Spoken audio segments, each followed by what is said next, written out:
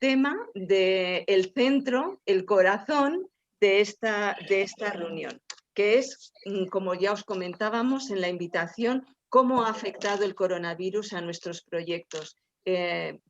Y para eso deberíamos saber primero cómo ha afectado a cada uno de los países donde estamos implantados.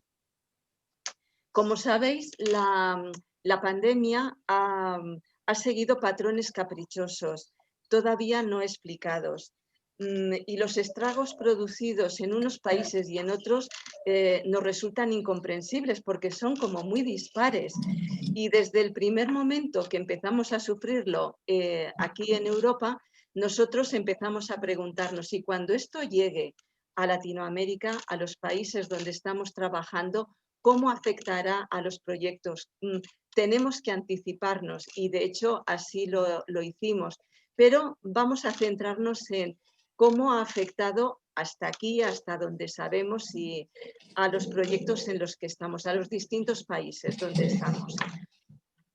En el cuadro que ahora os vamos a poner, podéis ver algunas estadísticas que, aunque hemos sacado de estamentos oficiales, queremos que las veáis con muchas cautelas. Hemos colocado también a España por una razón, para que nos sirva como referencia con respecto a los demás países. Hablar de casos confirmados, pues la verdad, ya de por sí esta cifra es un poco incierta, porque solamente se puede hablar de casos confirmados cuando se han hecho test a la población y se ha podido afirmar que una persona está infectada. Aún en Europa, la disponibilidad de esos test ha sido tardía y la verdad es que no se están haciendo con toda la prodigalidad que se debiera. Esa es una de las quejas que tenemos los sanitarios, pero en países como los que veis ahí, la llegada de estos test, pues la verdad es que ha sido en ocasiones casi nula. Así que de Honduras para abajo, Honduras, Haití, Venezuela y Líbano, las cifras que ponemos, aun siendo oficiales, las tenemos que poner un poco en cuestión por distintos motivos. Esos que os decía, pero también porque la situación sociopolítica que han vivido estos países, sobre todo en el último año, y algunos como Venezuela y Haití en los últimos años, ha sido realmente muy convulsa. Y les ha llevado a situaciones en ocasiones de estar al borde de un conflicto armado. Y evidentemente el coronavirus ha sido uno de los muchos problemas que ya está sufriendo esa población. Así que cuando vemos que Venezuela tiene un 2,81% de tasa de fallecidos por 100.000 habitantes, la verdad es que resulta increíble. Resulta increíble, no porque no el virus se haya llegado a la frontera y se haya parado, sino porque probablemente no se están registrando los casos y sabemos fehacientemente por hablar con nuestras contrapartes que en países como Venezuela, Líbano, pero sobre todo Venezuela y Haití, en algunos sitios se está diciendo específicamente que no se tipifique como enfermedad fallecimientos y casos claros de padecer la enfermedad. Con lo que os digo, de Honduras para abajo, las cifras están ahí porque son las oficiales, pero no podemos darles mucha credibilidad. Como veis, hemos tomado como la última columna como tasa un poco más fiable, que es la tasa de los fallecidos. Un enfermo puede estar o no puede estar, pero un muerto es un muerto. Y incluso en España no sabemos la cantidad de muertos reales que ha habido. Se hace una estimación por encima de lo que es la media de los últimos años, y en estos países se está haciendo poco más o menos lo mismo. Pero llama la atención que Perú ha sido con mucho el país más golpeado por la pandemia, con una tasa de 106 fallecidos por 100.000 habitantes. Le sigue Colombia, y tanto Perú como Colombia es donde tenemos el mayor grueso de nuestros proyectos, o sea que han sido dos países tremendamente golpeados por la pandemia. Y puesto que hemos dicho que Perú es el país más afectado por la pandemia, vamos a empezar por él nuestra exposición. En Perú, las medidas que se han adoptado para combatir el coronavirus han sido muy duras, muy duras. Han estado casi 7 meses confinados, sin poder salir de casa, con restricciones de la movilidad extremas, con toques de queda incluso, tanto en Perú como en Colombia, donde nadie podía circular por la calle bajo riesgo de ser detenido o sufrir consecuencias muy, muy fuertes. Así que, aunque el Estado puso en marcha medidas de ayuda a la población, estas medidas, por lo que nosotros hemos hablado con nuestras contrapartes, la verdad es que no están llegando a la gente más necesitada, que es a la población vulnerable, que es quien más lo necesita. Porque para poder acceder a estas ayudas hay que hacerlo en plataformas digitales que no tienen medios como para ello, ni tienen capacidad como para poderse subir a una plataforma digital a pedir una ayuda para su familia. Algunos ni siquiera están registrados ni empadronados, no saben ni lo que es lo que se ofrece. Así que este tipo de ayudas no están llegando a la población más vulnerable. Pero para que tengamos una idea de cómo han vivido nuestras contrapartes la pandemia, cómo se ha vivido en la Casa Hogar y en los proyectos que están anexos de la Casa Hogar en Tourmanyé, le hemos pedido a Eli Stan que nos lo comente y os vamos a pasar un vídeo donde ella nos va a comentar esta situación.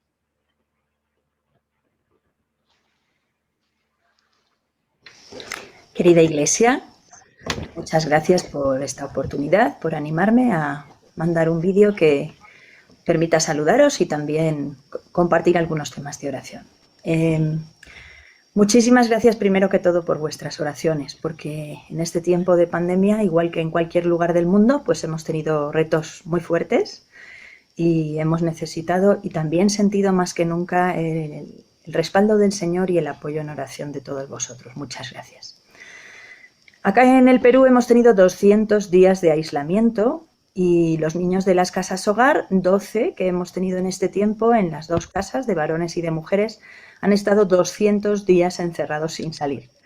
Así que los que tenéis hijos os podéis imaginar, ha sido un tiempo muy largo, pero queremos dar gracias a Dios porque los ha mantenido con salud y no hemos tenido que aislar a ninguno de ellos dentro de la propia casa, que hubiera sido un jaleo tremendo.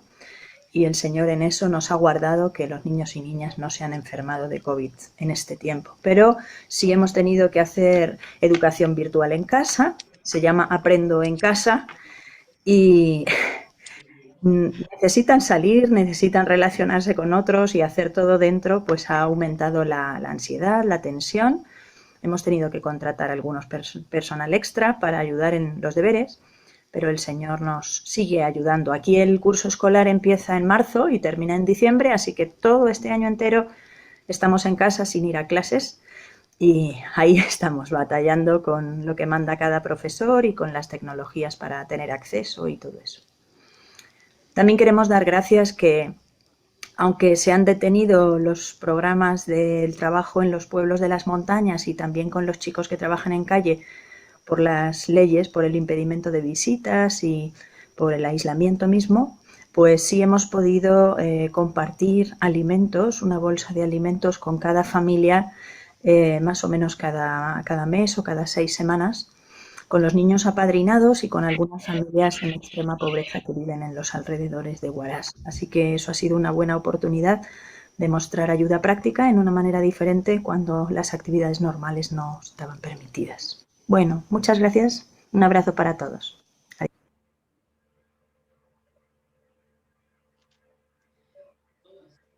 Bien, hemos escuchado cuál ha sido la situación en Perú.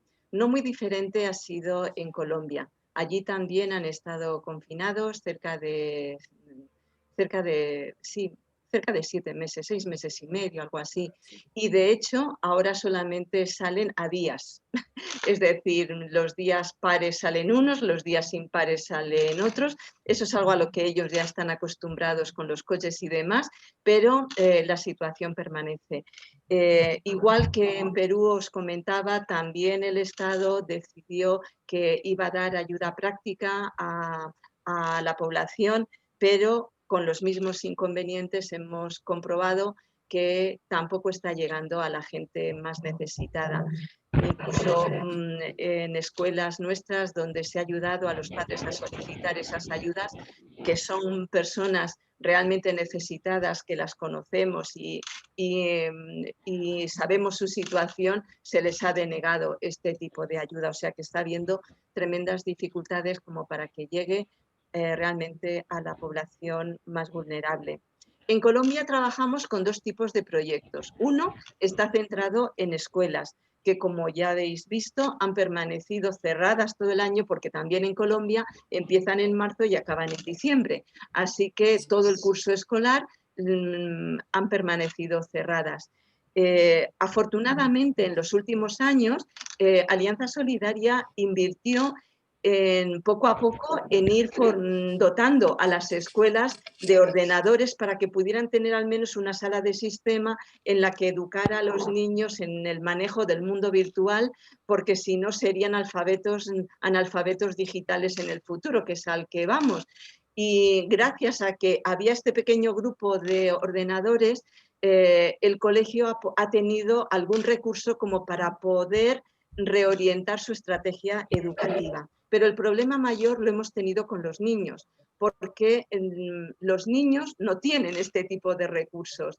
No han tenido, en muchas ocasiones, a veces podían recibir las clases a través del celular, bueno, del móvil del padre, como mucho, pero a veces puede que lo necesitara para buscar trabajo. Ha sido complicado con los niños el que pudieran recibir esa educación. Así que en estos casos se ha dotado a las escuelas de fotocopiadoras grandes para que pudieran imprimir las clases, las tareas, pasarlas a los niños, luego corregirlas y así poder seguir la educación. Pero el problema principal ha estado con la alimentación. Como habéis oído por Eli, lo mismo ha pasado en Colombia.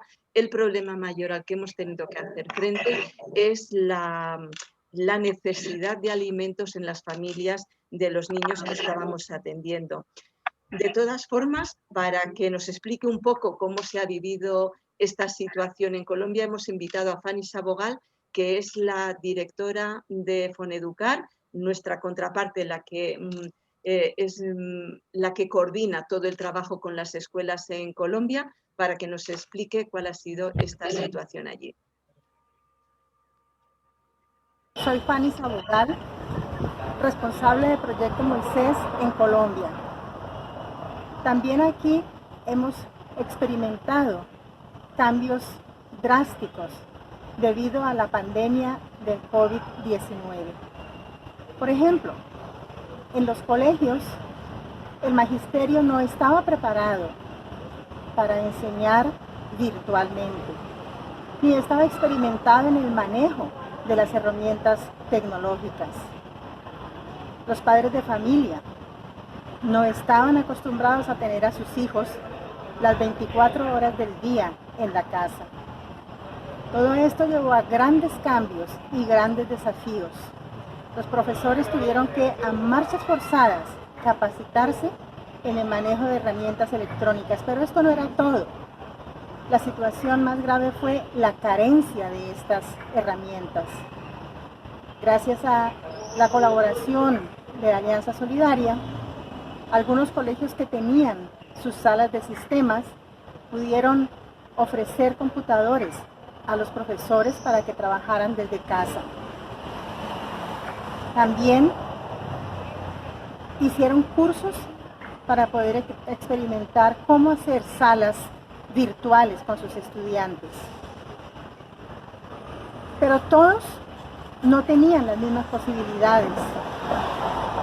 Los más rurales tenían que de alguna manera, con todos los protocolos, los profesores llevar hasta las casas de sus estudiantes las tareas para que los estudiantes las realizaran. Y los padres de familia, con todos los protocolos, devolverlas al colegio para su calificación.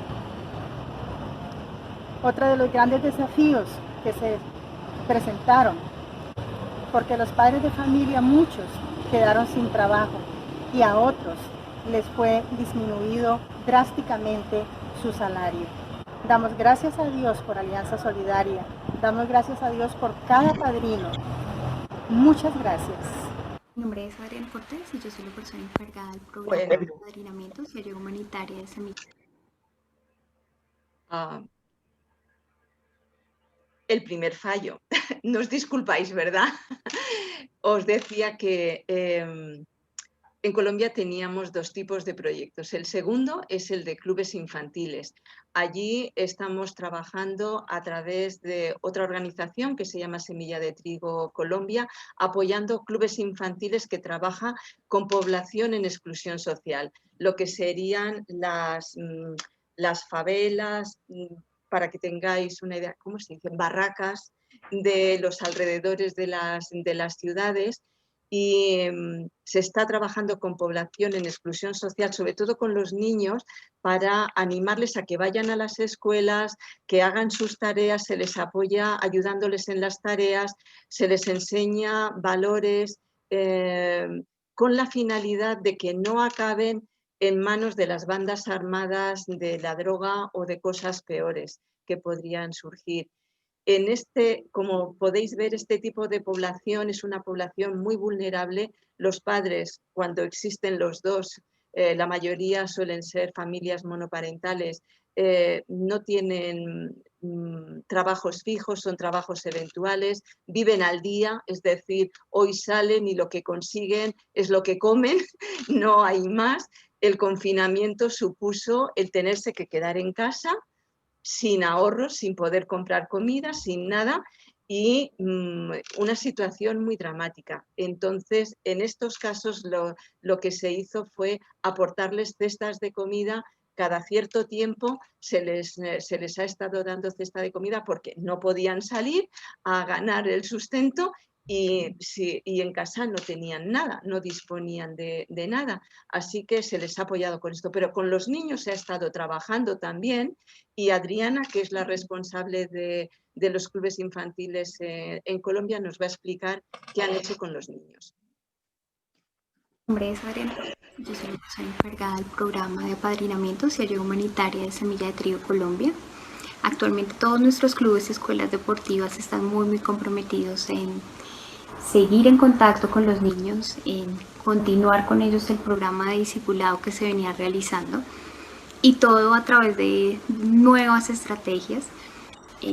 Tenemos clubes que han hecho un periódico con retos en el que se involucra a los niños y a los padres y en donde se tiene comunicación constante entre ellos. Otro que ha creado una emisora de radio en la que también intervienen los niños graban pequeños programas, se graban un versículo, graban cosas y hay una persona que luego los edita y los hace llegar a través de WhatsApp a todos los padres. Nuestros clubes hacen algo muy lindo y es ir a la casa de cada niño y entregar el material con el que se va a estar trabajando mensualmente. Entonces se lleva el material de discipulado, se llevan los versículos impresos, se lleva el pegante, la escarcha, el colorcito con el que se va a trabajar. Este proceso de pandemia ha traído muchos retos. Yo creo que el más grande es el mantener la comunicación con los niños, el no perderla, el tratar también de enganchar a los padres, porque de ellos depende mucho que sin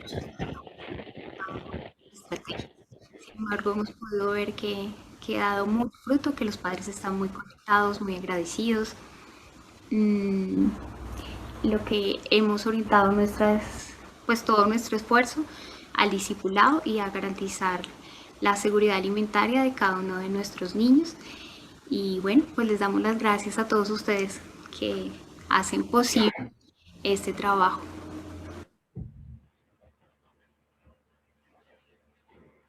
Bien, Pues hemos escuchado, yo he tenido algún fallo, no sé si vosotros también, pero el sonido al final ha entrado un poco entrecortado del vídeo, pero yo ya os había explicado un poco antes lo que se estaba haciendo con lo que es la seguridad alimentaria de los niños. El siguiente país en el que estábamos trabajando es Venezuela. La situación en este país, como sabéis, es muy preocupante desde hace años. La situación sociopolítica ha degenerado mucho también en los últimos meses, de tal manera que a día de hoy se calcula que el 87% de la población en Venezuela, es decir, casi un 90% de la población en Venezuela, viven por debajo de los límites de la pobreza y más de la mitad están en pobreza extrema. Venezuela ahora mismo es el cuarto país con urgencia alimentaria del mundo. Así que para que veáis en qué situación ha llegado a estar. Para poder ayudar en esta situación habíamos puesto en marcha comedores sociales que estaban unos ubicados en Venezuela y uno en Colombia, en Riohacha, para atender también a la población venezolana que intentaba salir del país huyendo de esa situación. Para saber cómo ha funcionado durante la pandemia el comedor de Riohacha, vamos a volver a escuchar a Fanny Sabogal. En el caso del comedor en Riohacha, la comida ha estado siendo entregada a los niños venezolanos itinerantes en sus casas. Y esto ha hecho posible que los niños pudieran mantener su alimentación durante estos meses, así como las madres gestantes y las madres lactantes. Hola, mi nombre es Rosa Camargo y en este momento me desempeño como asesora del proyecto. No sé qué pasa, pero no le doy con el clic y no para. Pues nada, que no nos ofrece. Son esos duendes que nos hacen siempre alguna cosilla. Pero bueno, hemos estado escuchando a Fanny Sabogal y nos comentaba que en Riohacha habían podido coger los alimentos y llevarlos a donde estén ubicadas las familias de los niños del comedor y que pudieran seguir con su alimentación. Pero esto no ha sido posible en Venezuela y no ha sido posible por una razón, porque no solamente es que se decretó el confinamiento, sino que se cerraron las fronteras y al cerrar las fronteras fue imposible poder llevar alimentos hasta Venezuela. Los alimentos los estamos llevando desde Colombia, los alimentos de los comedores. Al cerrarse la frontera, esto fue imposible. Así que los comedores han permanecido cerrados, pero esto nos ha llevado a acelerar un proyecto que ya hacía tiempo veníamos madurando, que es facilitar a las familias venezolanas el crear huertos familiares. Es decir, en cualquier trozo de tierra que puedan tener, el poder tener un cultivo que les ayude a autoabastecerse de alimentos básicos, ¿no? Para explicar cómo va a ser este proyecto, Rosa Camargo, que es la directora del mismo allí, nos lo va a explicar. Hola, mi nombre es Rosa Camargo y en este momento me desempeño como asesora del proyecto de huertas familiares apoyado por Alianza Solidaria en el país de Venezuela.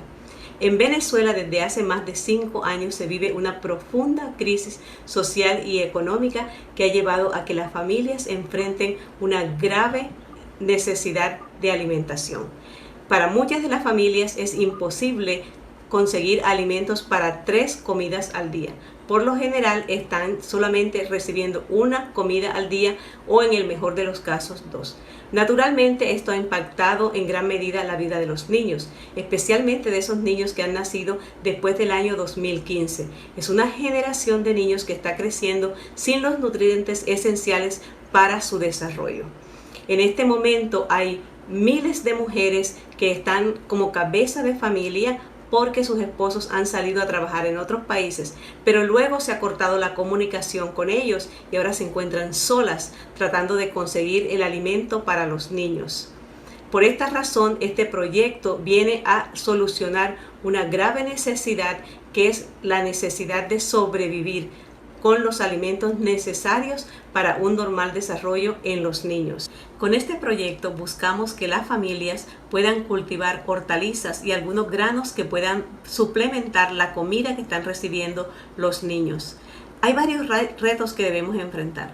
Uno de esos retos es que muchas de las familias no viven en lugares propios. Ellos están viviendo en casas al cuido, como ellos llaman, que son casas de personas que han migrado y las cuales ellos han ocupado temporalmente. Sin embargo, estamos adquiriendo los permisos para que ellos puedan cultivar en esos lugares. Otro de los retos que nos enfrentamos es que las mujeres están solas, sin la compañía de un hombre o de otras mujeres que les puedan apoyar. En este sentido, la iglesia está brindando un apoyo, acompañando a estas familias para que puedan cultivar en los lugares donde ellos tienen un espacio. Puede ser en el patio de la casa, al frente de la casa, un lugar donde les permita producir lo necesario para ellos. En el futuro, nuestra aspiración es que muchas familias se unan a este proyecto y puedan resolver así la crisis alimentaria a la cual están enfrentadas, y no solamente para ellos, sino también que puedan contribuir para sus vecinos y para otras personas en necesidad.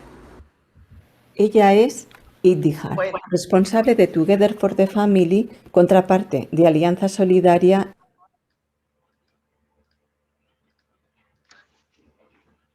Os podemos asegurar que lo hemos probado antes y ha salido bien.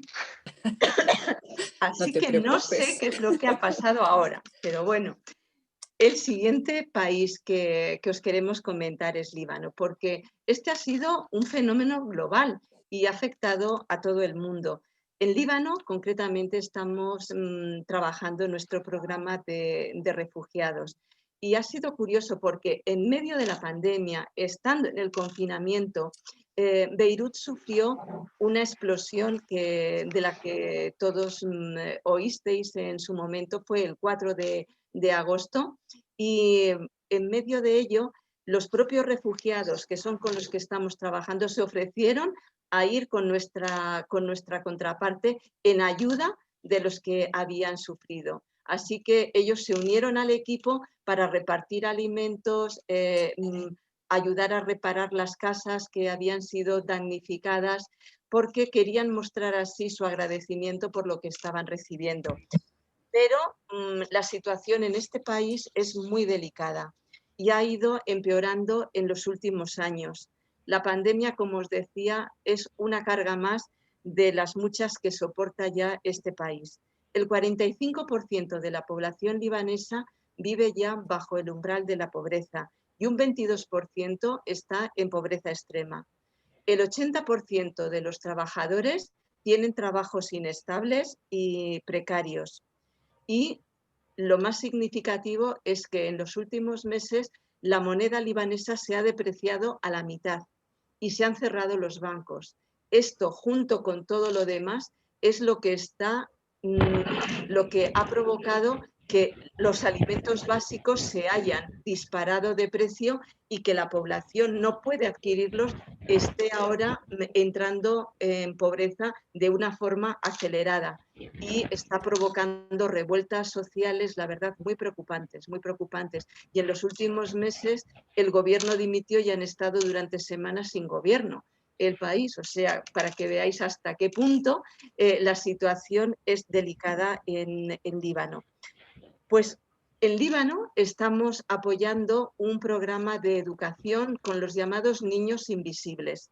Y diréis, ¿qué son los niños invisibles? Iddihar, a la que ya habéis empezado a escuchar, os lo va a explicar, os lo va a decir, pero también os va a comentar todo lo que se hace en este proyecto con los refugiados. Ella es Iddihar, responsable de Together for the Family, contraparte de Alianza Solidaria en Líbano. Nos explica: este es uno de nuestros proyectos que estamos haciendo ahora en este lugar. Por causa del coronavirus, tenemos un número limitado de estudiantes. Para poder atender a todos los niños se hacen 2 turnos todos los días. Cada clase tiene 8 estudiantes. En otras escuelas hemos tenido que hacer lo mismo. Estos niños son refugiados sirios, pero no están registrados en ninguna parte, ni en Siria ni en Líbano, por lo que no tienen opción a ir a una escuela. Este es el motivo por que tenemos varias escuelas. Como parte de nuestro ministerio, tenemos también una clínica dental, un centro médico, un taller de carpintería, un taller de costura y un programa de belleza, cuya finalidad es capacitar a los refugiados sirios y sobre todo a mujeres refugiadas con familias a su cargo en habilidades que les pueda ayudar a autosostenerse. El programa educativo para los niños es muy importante para nosotros porque además de enseñarles inglés, matemáticas, música, canciones, cómo comportarse y actividades varias, les enseñamos árabe a través de la palabra de Dios. Cada niño tiene una Biblia en árabe y con ella le enseñamos su propia lengua, al mismo tiempo que aprenden sobre el Señor desde su infancia. Algunos de estos niños tienen problemas, como Abdellah, que es autista. Siempre quiere estar solo y no interactúa con otros niños. Necesita, por tanto, cuidados especiales y de alguien que cuide de él todo el día. Otros niños tienen también discapacidades físicas, como sordera, problemas con sus piernas o su vista, por lo que tenemos muchos niños que necesitan cuidados especiales.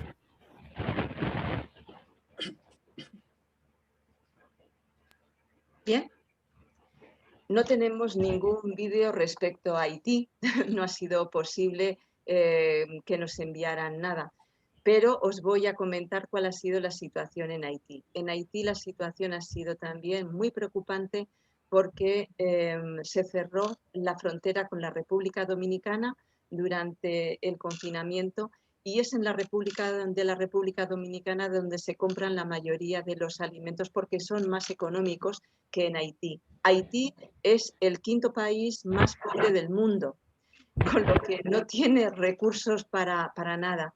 Y la población realmente está pasando hambre. Lo vimos con niños de la escuela con la que estamos apoyando y del orfanato, que la escuela se tuvo que cerrar y uno de los niños que pasaba por allí se supo que se había desmayado porque no había comido en días. Así que allí lo que se ha hecho es dar alimento a las familias de los niños y sobre todo a las familias más necesitadas. Lo que había se repartió y se compró incluso a precios mayores, pero para poder alimentar a estos niños y que no pasaran hambre extrema o su vida corriera peligro. En estos momentos la frontera con la República Dominicana se ha vuelto a abrir, descansamos porque al menos se podrá conseguir alimentos a un precio más justo, pero la situación en Haití es muy preocupante, llevan ya más de año y medio con revueltas sociales, algunas muy violentas que pueden acabar en conflicto armado, sobre todo si los soldados de la ONU salen del país, que son los que están conteniendo la conflictividad. Así que es un país como para que tengamos presente en nuestras mentes porque la situación allí es muy mala. Pues hemos llegado a lo que sería el final de la exposición breve. Hemos intentado ser breves de lo que es la situación en cada uno de los proyectos. No sé si ha habido